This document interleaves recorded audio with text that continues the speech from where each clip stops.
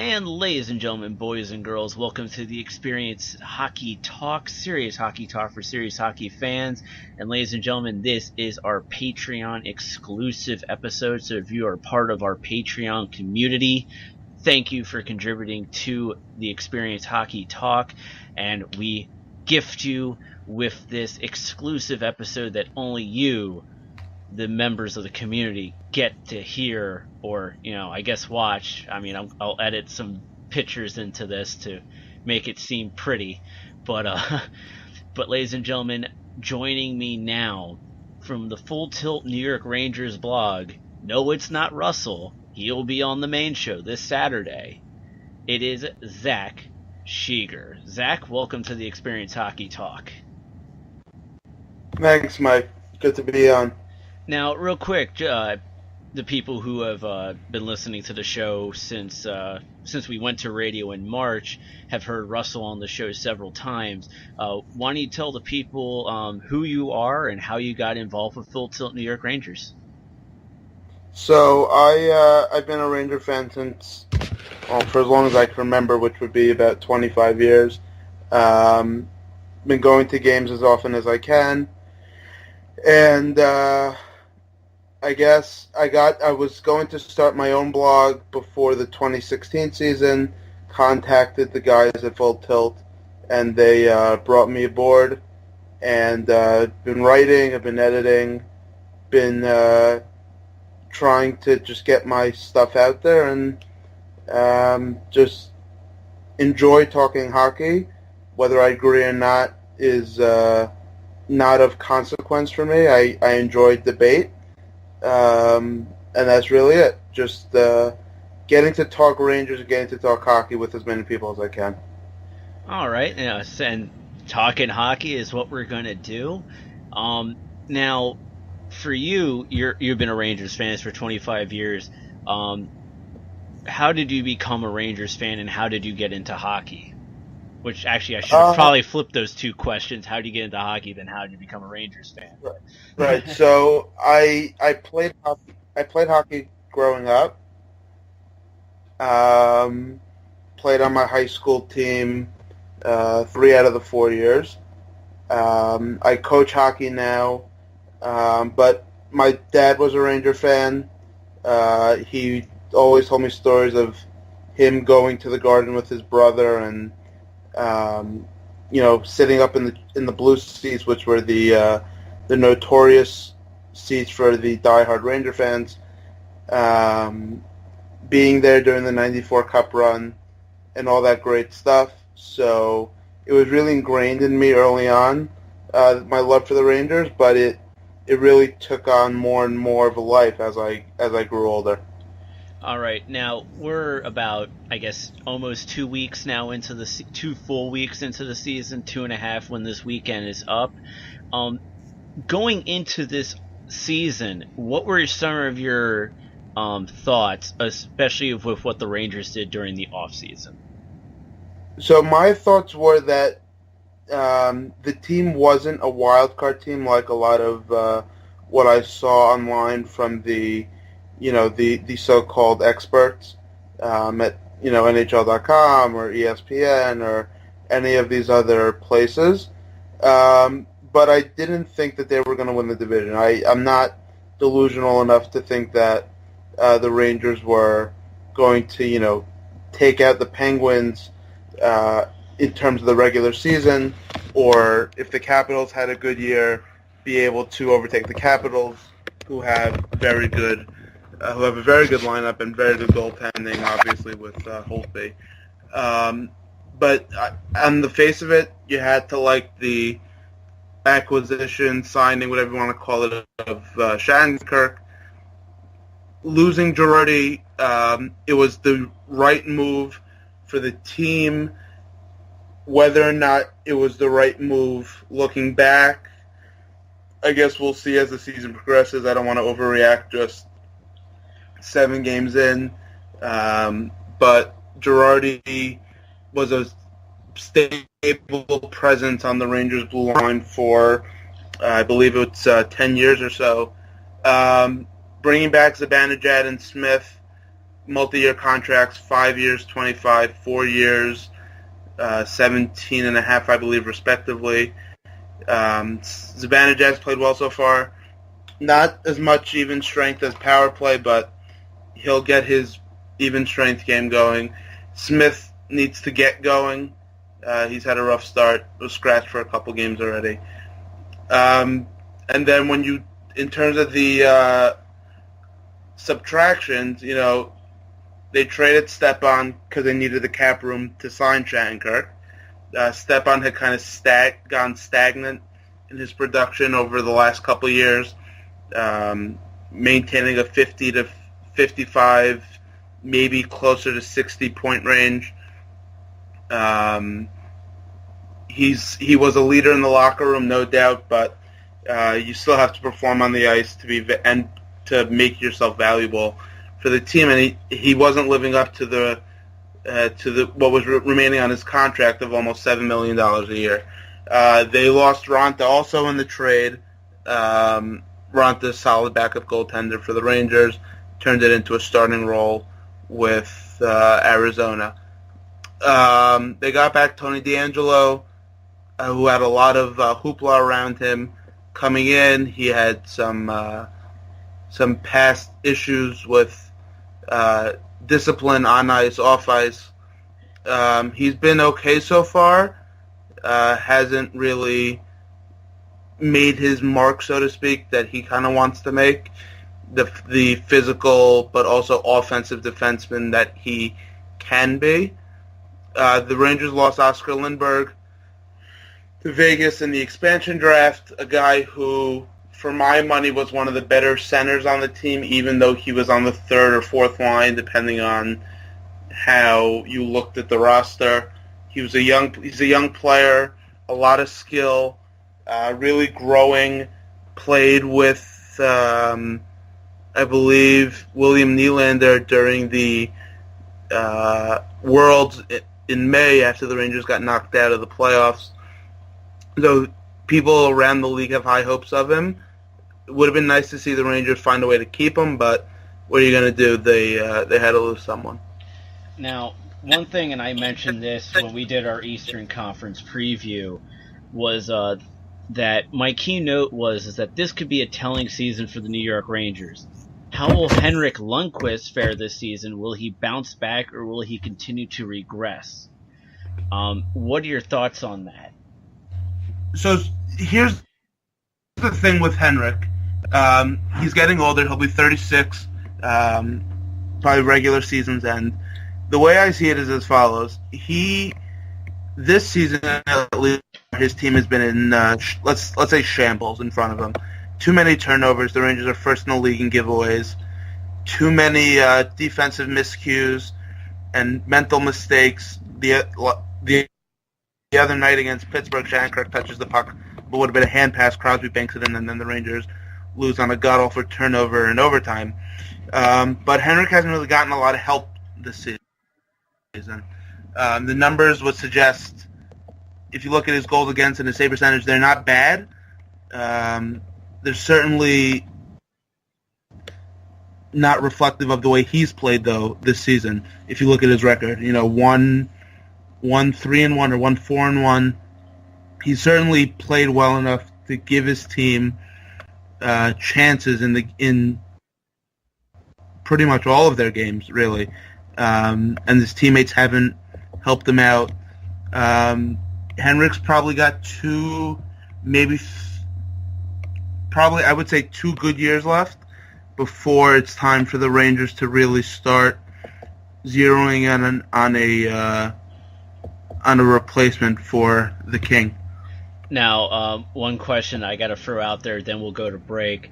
Are you glad that they didn't trade Henrik Lundqvist a couple seasons ago when it was rumored that he could have gone to Dallas for Antti Niemi, especially now that Niemi is in the Eastern Conference with the Pittsburgh Penguins, and he isn't faring very well with Pittsburgh right now? I am beyond happy that they didn't trade Henrik Lundqvist. Antti Niemi is a solid goaltender, but when he was in Dallas, it was a battle between him and Kari Lehtinen for the starting role. They didn't have a clear starter. In Pittsburgh, he's the clear number 2 Matt Murray. Henrik's been all worlds for the Rangers. He struggled a bit last year. No one knows why. Could be because he played in the World Cup before the season and had the extra workload. Could be he just had a really off year.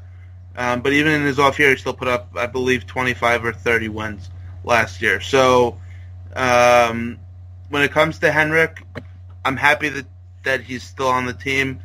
He's going to be a first ballot Hall of Famer. He's the winningest goalie from Europe.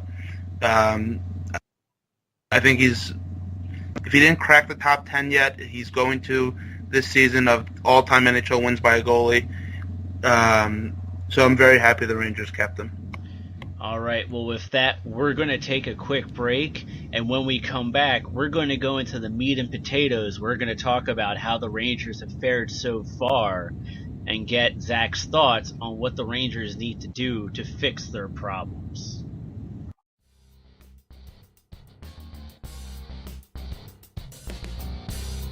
Looking for some pre-Thanksgiving fun? Then look no further than to DerpyCon. DerpyCon, which is taking place at the Hyatt Regency Morristown in Morristown, New Jersey from November 17th to 19th. Come see special guests like David Yost, Walter Jones, Todd Havercorn, and so many more. For more information and to purchase tickets, visit derpycon.com today.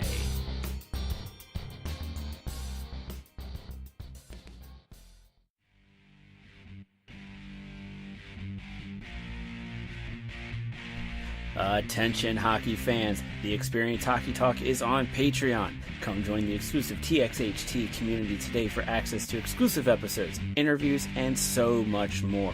You can join the TXHT Patreon community at patreon.com/TXHT_hockey.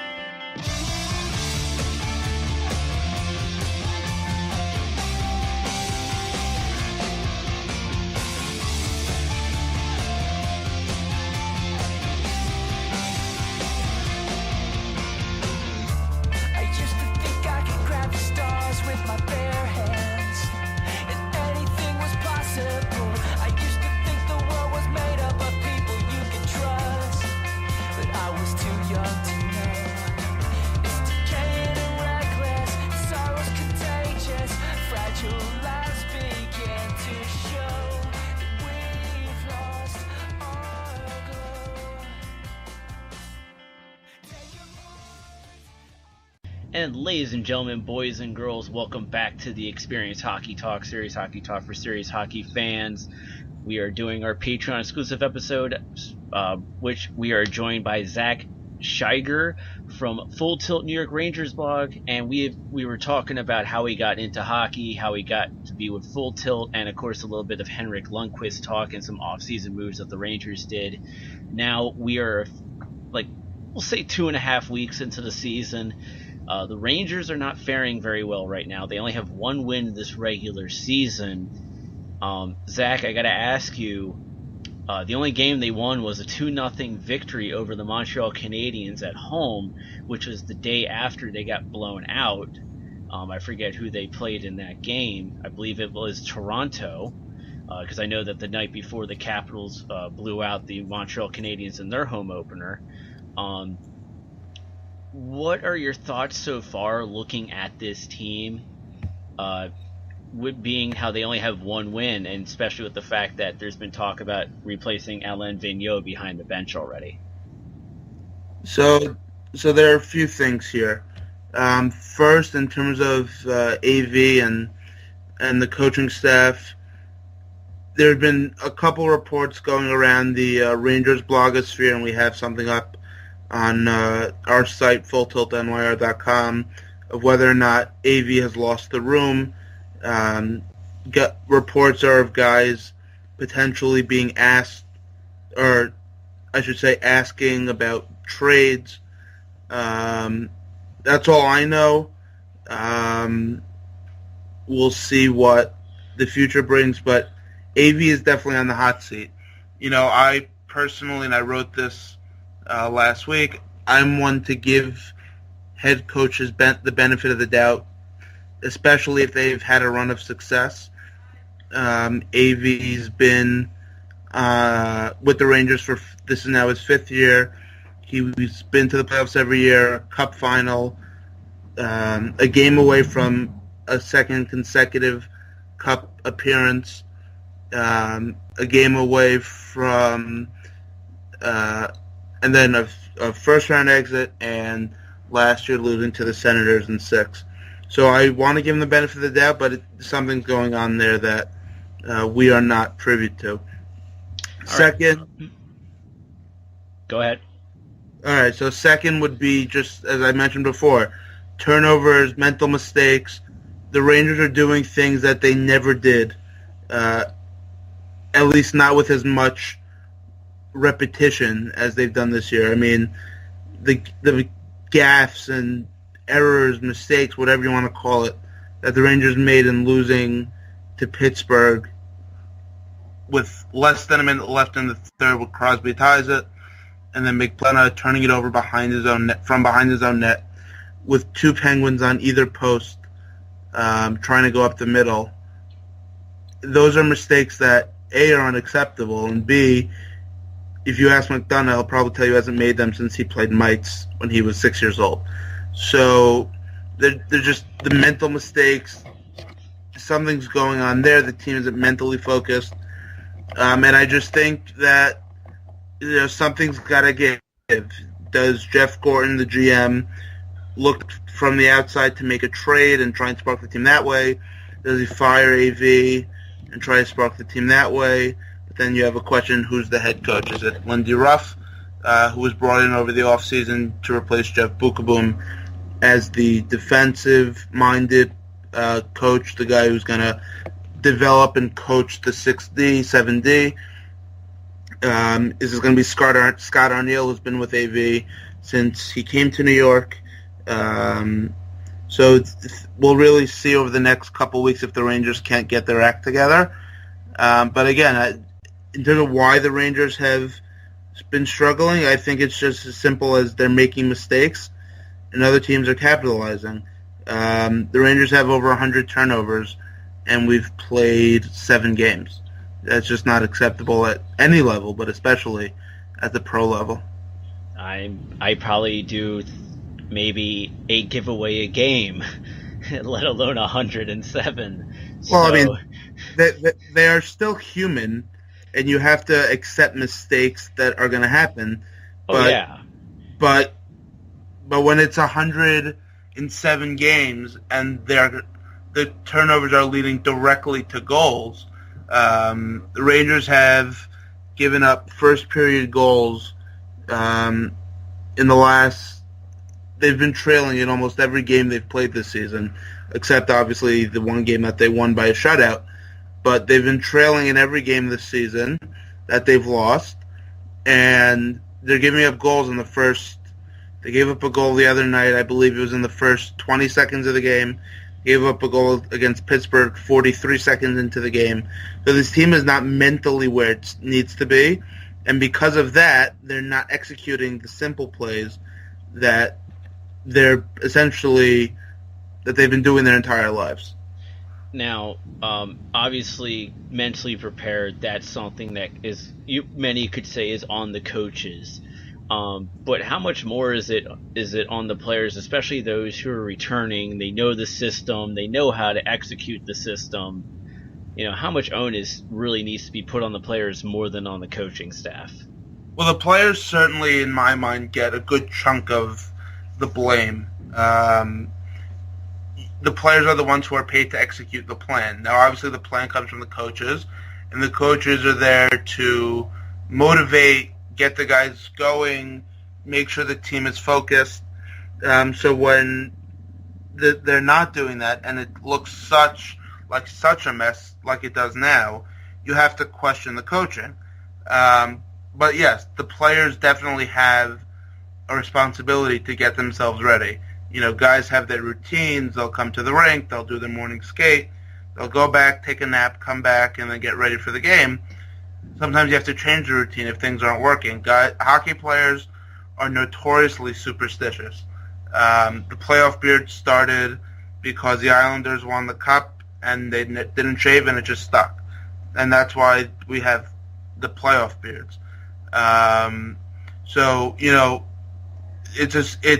it's one of those things where if it ain't you say if it ain't broke, don't fix it. Well, it's broken. It needs to be fixed. Now, one thing you mentioned, obviously losing a veteran, especially a leader like Dan Girardi in the locker room. How much do you think that has affected the locker room, losing a veteran voice like him now in Tampa Bay?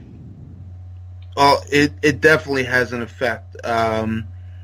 He was Ryan McDonough's partner for the majority, if not all of the time he spent in New York. Girardi was the guy who played fearless on D, was never afraid to throw himself in front of a shot, throw himself into an opponent, be the vocal leader from the back end alongside Ryan McDonough as an alternate captain. Girardi was really a heart and soul guy that really everybody loved, but when it came down to it, he regressed, and it was between him and Mark Stahl, and Girardi didn't fare as well over the course of the entire season last year in the mind of the Rangers management, and that's why he was bought out. I personally would have liked to have seen Girardi stay in New York, but the move was necessary in order for the Rangers to build a team that they currently have. Do I think that if Girardi would have stayed here, the Rangers would be playing better? I can't say that for sure because Girardi hasn't been himself the last couple of years, or at least the Girardi we Ranger fans got to know and love for the first 7 or 8 years he spent on Broadway. Right. And then, of course, you mentioned in the first segment the Rangers brought in a young guy, Anthony DeAngelo, who is a New York, New Jersey native. You mentioned that he's had some troubles in the past. He's thrown out some racial slurs toward teammates and other things, which, his father kind of said, hey, we're New Yorkers, that's kind of our thing. I'm sorry, but when you're in a major sports league like the NHL, no, it's not your thing. What do you think he needs to do to stay with the Rangers and not be sent down to the minors, both on a professional level and on a personal level, knowing about his past problems? So, as far as the discipline goes, he said he's working on it. He said everything's in the past. He's focusing on hockey. I guess we'll really have to wait and see until he gets heated during the games to see whether or not his attitude has really changed. That's not to say that he can't be a good hockey player just because he has an edge. He's a puck-moving defenseman. He's a great skater. He's got a heavy shot from the point. His biggest weakness is his defense, unfortunately, and I with last season, a lot of Ranger fans wanted to see Adam Clendening in the lineup over Girardi when he was struggling, or over Kevin Klein and with his struggles, and I kept saying to people, look, I don't care if you can score from the blue line. You're a defenseman for a reason. It's because you can play defense. Yes, you need scoring from the blue line, but your job is literally to play defense. So DeAngelo has to get his defensive game going in the right direction. Hopefully Lindy Ruff, a former Rangers defenseman in his playing days, can help him do that. But I think DeAngelo on the blue line for the Rangers going forward is not the worst thing in the world. But again, the Rangers need a lot more from guys like Kevin Shattenkirk and Ryan McDonough, who are getting paid the big bucks to be the top pairing, whereas DeAngelo, who's never been a top pairing guy, is now playing top minutes alongside Ryan McDonough. Now you bring up Kevin Shatterkirk, obviously coming over from the Capitals via free agency. Going in, you knew that this is a guy who would be on your power play, quarterbacking it. What are your initial thoughts so far in your sample size that you've seen of Kevin Shattenkirk in a Rangers uniform? So Shattenkirk's pretty much been as described. He's a great power play quarterback. He's already got, I think, if it's not 5 points, he's right around 5 points on the Rangers power play. Picked up a couple goals in this first week and a half, 2 weeks of play. But his defensive zone is his weakness. And again, as I just said a minute ago, having an offensive defenseman is nice, but you're a defenseman first, and the offense should come second, in my mind. People may disagree with that. That's fine. I don't hold it against anybody. But to me, if you can't play defense, but you can score, then you should play offense. You should be a third-line winger or fourth-line winger, a guy who can get in on the forecheck.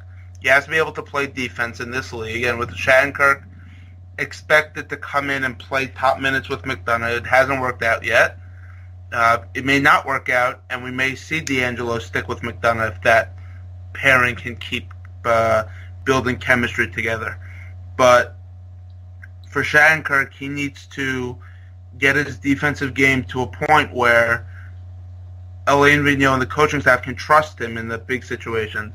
And as we saw against the Penguins on Tuesday night, he was in the game, late in the game, Rangers up 1 with less than a minute to go. He makes a horrible mental mistake, and it cost the Rangers 2 points. Yes, it was a fluke, lucky goal, whatever you want to call it. Crosby banking it off of Lundqvist's back from behind the goal line. But it's a mental mistake that ultimately hurt his team. I don't want to say Shattenkirk is horrible or whatever, because it's only been 7 games that I've seen him up close and personal, so to speak. But he's got a bit of work to do, and he's a New Rochelle native. He's a New Yorker. He wanted to come back to the tri-state, New York, New Jersey area. He said he took less money to come to the Rangers. There are reports that he was getting contracts around $50 million. He was getting offers of around $50 million from teams like the Devils. But he chose to come to the Garden to make MSG his home. But if he doesn't get his game going and he doesn't start playing the way Rangers fans need him, want him to do, then the MSG crowd can be ruthless, and he might feel the wrath of them as the season goes on. All right, well, real quick for Kevin Shattenkirk, because I pulled it up real quick. Games played 7, goals 2, assists 4.6, and he has a -6 plus minus right now for him. So, I mean, goals, assists, I mean, that's pretty good for 7 games. That's almost a point per game. But that -6, that's a very scary thing right there when you look at that. Right, and the caveat with the plus minus is that, I don't know if a lot of people know this, but plus minus is only measured at even strength, meaning his power play points don't count for his plus minus. So he's been on the ice for 6 more goals against than he's been on the ice for goals for, and that pretty much tells you all you need to know. His defense is his biggest weakness. So he's an okay defender, but for what the Rangers needed from him coming into the season, he needs to be a much better player in his own zone, and then the offense will come. He's on the power play. Rangers power play has struggled mightily for the last 3-4 years.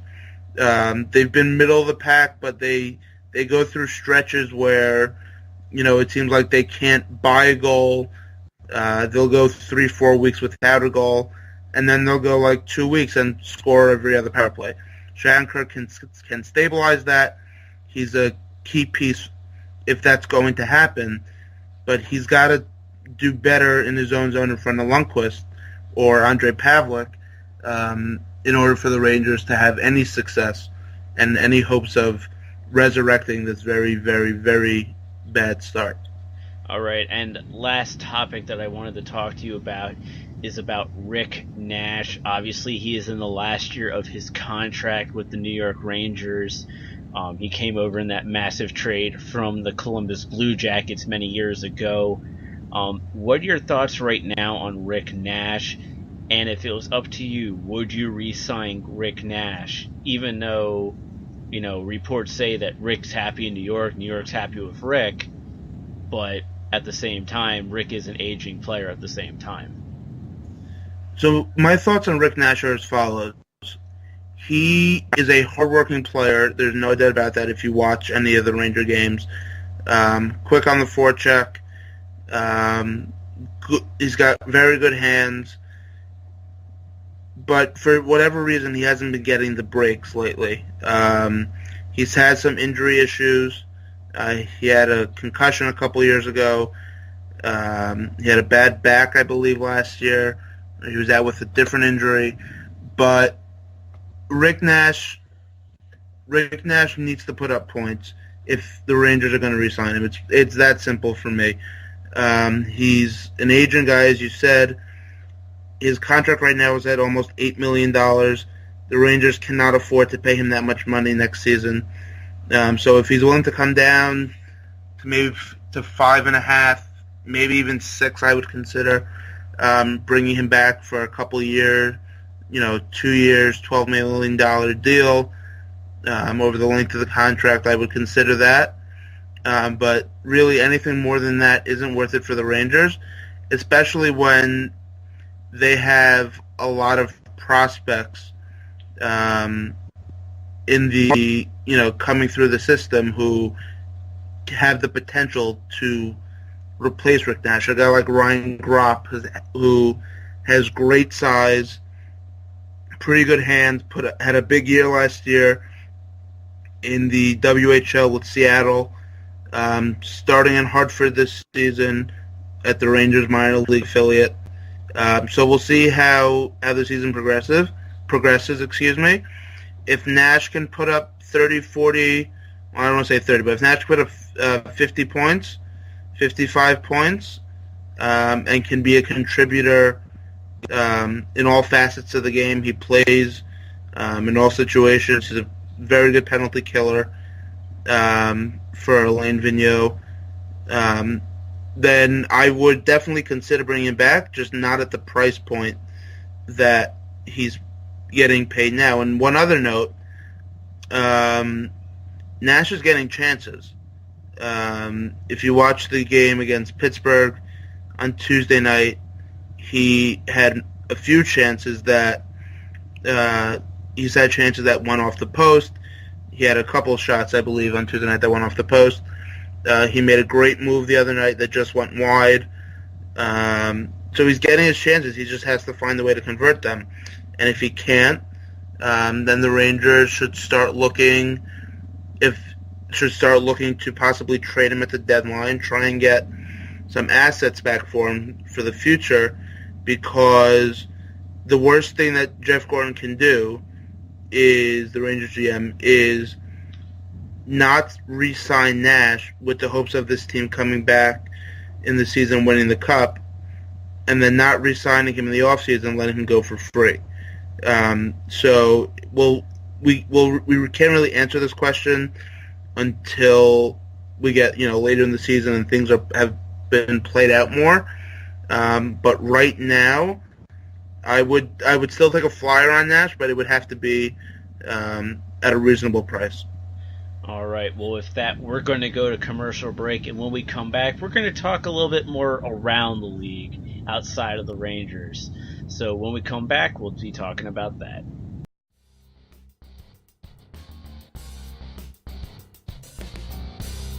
Looking for some pre-Thanksgiving fun? Then look no further than to DerpyCon. DerpyCon, which is taking place at the Hyatt Regency Morristown in Morristown, New Jersey from November 17th to 19th. Come see special guests like David Yost, Walter Jones, Todd Habercorn, and so many more. For more information and to purchase tickets, visit derpycon.com today.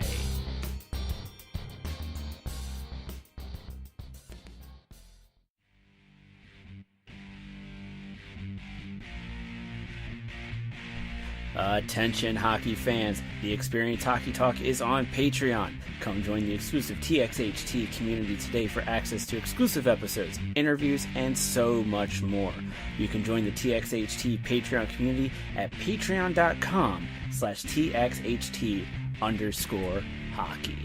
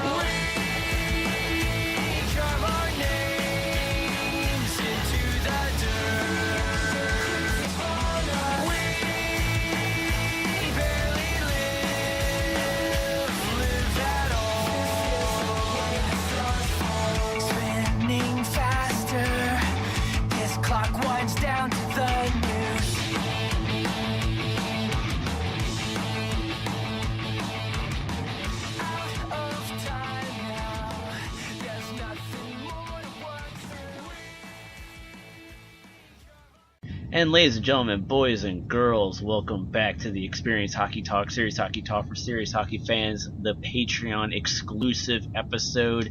Once again, we want to thank the bands Crimson Orchid and I Shine for the music that you hear coming into the show and during the commercial breaks. Also, to all of you, the patrons who are making this possible with your contributions to the show. We gift you these episodes, this exclusive content, whether it be at a Capitals game, an episode like this where we talk about other teams around the league. This is for you guys for contributing to the show and being part of the TXHT Patreon community. And I'm being joined by Zach from Full Tilt New York Rangers blog. Zach, we talked a lot about the Rangers in the last two segments, so why don't we talk about the rest of the league right now, or as much of the league as we can in the short time that we do have left. The number one team that I keep going to with a lot of people is Vegas. They're 5-1-0, first NHL franchise to do that in a very long time. And also the first NHL franchise to go 3-0 as an expansion team, and also the first time since the late 60s when the San Diego Padres did it in Major League Baseball. What are your thoughts on the Vegas Golden Knights right now? Well, before I even get into the way they've been playing, and that's been really good, obviously, I have to give them kudos for their opening night. Pre-game, it was moving, it hit all the right notes. Having the players being introduced with the first responders from that horrible attack in Vegas just a week before was really something to behold. As for the way that the team has been playing, it's a young team with a few key veterans. James Neal has been just on fire to start the season.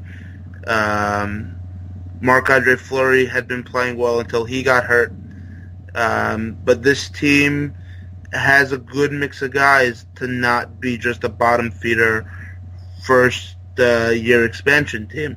Whether they're not, I don't see them winning the division.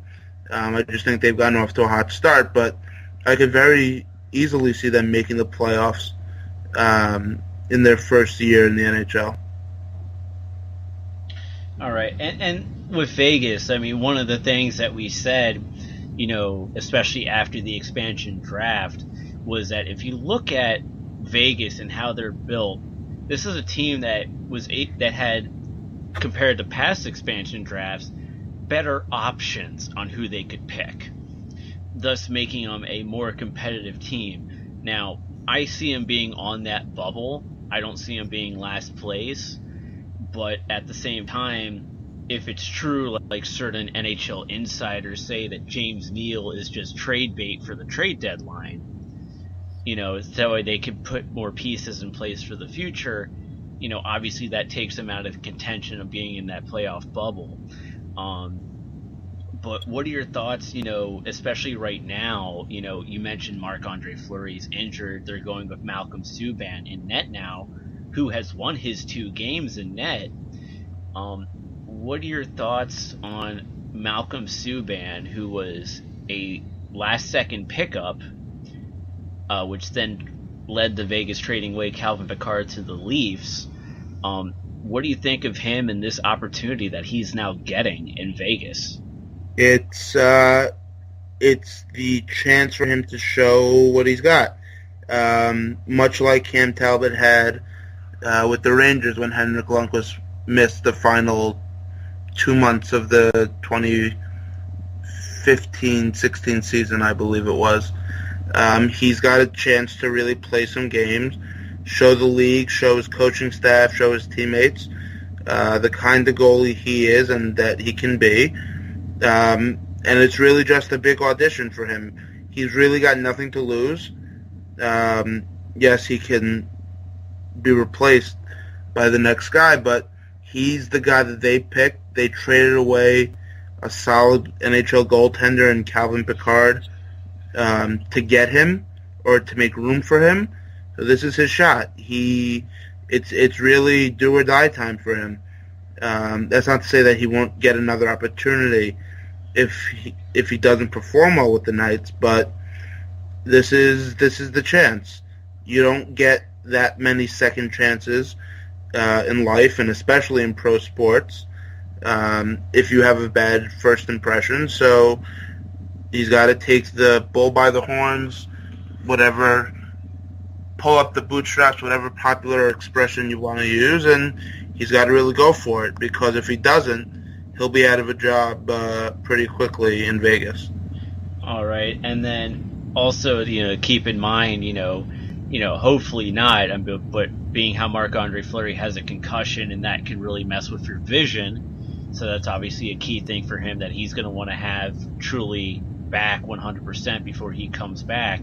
The last thing Vegas could afford is also losing Marc-Andre Fleury for a long amount of time due to this concussion, because we've seen what happens to teams that have all-star goaltenders and then lose them, a la Montreal 2 seasons ago with Carey Price. Right. So, I mean, look, Fleury's very good. He got, I don't say he got the short end of the stick, but with Matt Murray coming out and playing so well, it was kind of the sign for a change in net in Pittsburgh. But Fleury's a good goaltender.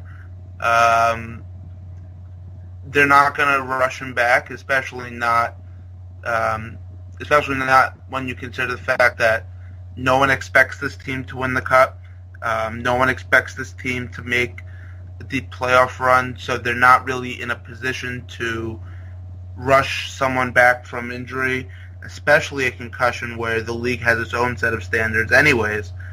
But again, if Fleury's out for a while, Subban's got to fill in and take control of the crease and make it his, and make it tough for Gerard Gallant and George McPhee in Vegas on whether or not they want Subban in net going forward if he plays well.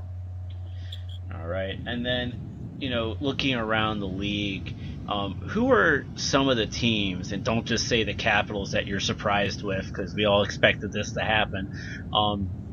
Who are some of the teams that you're really surprised with in regards to underperforming or overperforming right now this early in the season? Well, underperforming, you would have to say obviously the Rangers, but also the Canadiens. No one expected them to struggle like they have so far this season. Carey Price has been off, I think. I mean, I haven't seen too many of their games, but the team is struggling. The Sharks have also been one of those teams that have played pretty well, but are struggling at the start of this season. In terms of overperforming or shocking everyone, you have to say the Devils. And I know I'm sticking to the Eastern Conference, but the Devils, I certainly didn't expect them to get off to a division-leading start just a week and a half into the season. Nico Hischier, their first-round draft pick, has looked, the top overall pick, I should say, in 2017 has looked really good. Will Butcher, who they got, a college free agent who they signed, has been one of the best defensemen in the NHL over the first 2 weeks. I think he's got 9 or 10 points already, and he's just a rookie. Corey Schneider stepped up. He admitted last season that his play was a little bit lacking, but he stepped up so far this season. If we go out west, other than Vegas, the only other team I would say really is Calgary, as a team that has the pieces, never put the pieces together, was still a piece or two away in certain seasons, but they've started nicely, adding Jaromir Jagr to the team so we can keep racking up points, hopefully. Is a nice story to watch. The other team I would add in is Colorado. Is a cellar dweller the last few years. Has gotten off to a decent start, beat the Rangers in their home opener at the Garden on Thursday, October 5th. They're 4-3 right now. They're 2 points off the Blues, or it should probably be 4 points off the Blues looking at NHL.com right now. I don't know if they updated it yet. No, it's going to be 4 points once they update it. Right. They so haven't. So 4 points out. I don't think they're going to last, but it's a nice start and a nice building block for the team, for the Rockies base team. All right, and one team to throw into the underperformers that needs to get in there is Edmonton right now, who are in 5 games are 1-4-0. So it's kind of a surprise with all that talent that they have out there in Edmonton, and then you also have Minnesota, who in 4 games is 1-1-2. But at the same time, Minnesota, they got like 5 key guys out due to injury right now. Yeah, I forgot about Edmonton. But yeah, Edmonton, Leon Draisaitl's out, who they signed to a huge contract extension. So that's obviously hampering the team. But they're not a 1-4 team. Certainly, Connor McDavid, obviously the reigning MVP. But they even if you take a look outside of McDavid on that team, Patrick Maroon's been good for them. They have a few nice, all complementary offensive pieces.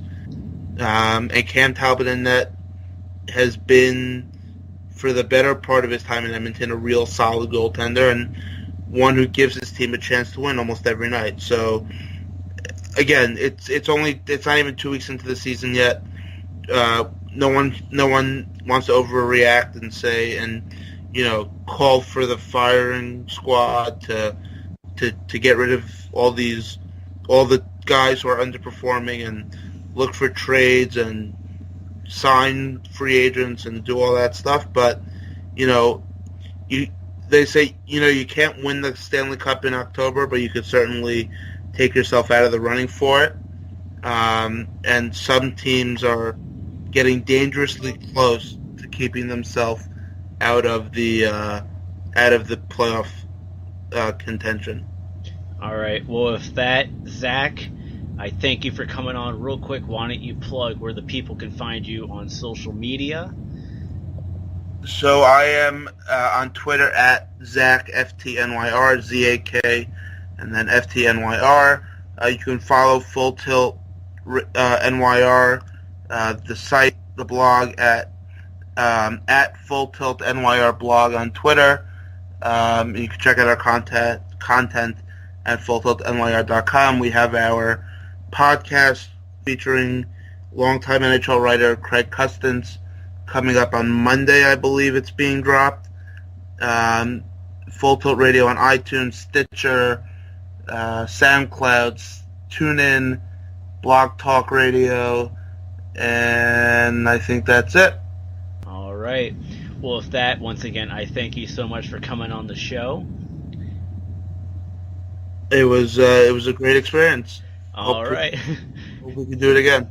And with that, ladies and gentlemen, you could follow the Experience Hockey Talk on Twitter at TXHT_hockey and on Facebook at facebook.com/TXHT hockey. And of course, if you're listening to this, it's because you're a patron in the TXHT community. So tell your friends to go to patreon.com/TXHT_hockey so they can enjoy not just this, but all the other content that we provide for you, the hockey fans. And ladies and gentlemen, with that, I want to thank you for listening. And on this Saturday's episode, the one that everyone gets to listen, it will be featuring Russell Hartman from Full Tilt Rangers blog. So until Saturday, we will see you on the ice.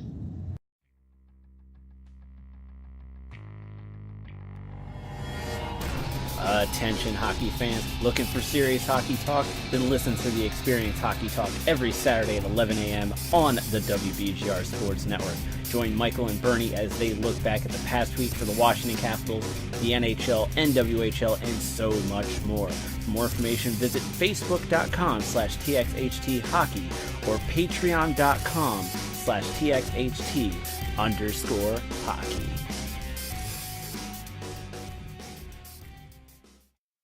I'm not sure that I can share. I'm not sure you care. From the outside looking in, you won't make it out of here. Can't hear but you feel it. You can't see but you taste it. All along inside. One more step to collide. I know you're trying but your senses are misguided. You can't ignore me, I've become your own reflection. Slow